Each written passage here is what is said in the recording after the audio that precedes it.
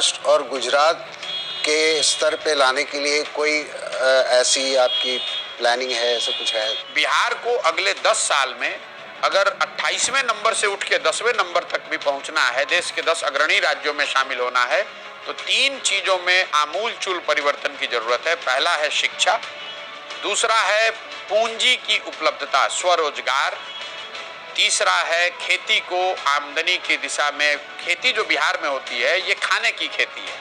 आपने गांव देहात में सुना होगा कि लोग अपनी रोपनी करने, कटाई करने आते हैं और कमाने के लिए बाहर जाते हैं।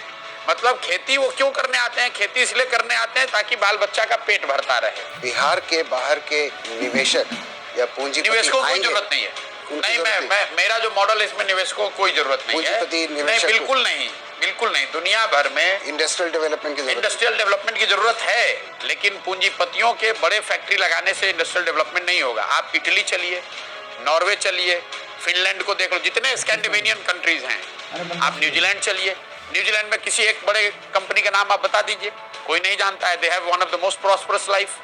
ऑस्ट्रेलिया में बता दीजिए। तो सिर्फ बड़ी कंपनियां, एक यहाँ चीनी मिल लगेगा तो मान लीजिए 4000 लोगों को नौकरी मिलेगी, लेकिन अगर 4 लाख लोगों को पूंजी मिल जाए तो हर आदमी कुछ ना कुछ रोजगार कर पाएगा। तो I am a great believer marrying the education and skills with capital, availability of capital, that will create jobs, and jobs will lead to consumption. As the moment we start consuming more, अगर बिहार में ज्यादा लोग consume कर रहे हैं, 13 करोड़ लोग, तो अपने आप industry will come nearer to where the consumer is. अगर बिहार में सीमेंट की खपत बढ़ेगी तो सीमेंट कंपनियों को मजबूर होकर यहाँ सीमेंट कंपनी लगानी पड़ेगी। अगर चीनी हम लोग यहाँ कंज्यूम कर रहे हैं तो मजबूर होकर लोग चीनी यहाँ फैक्ट्री लगाएंगे। 13 करोड़ लोग हैं, हमें ये करना है कि वो लोग उन प्रॉस्पेरिटी में ऊपर बढ़े।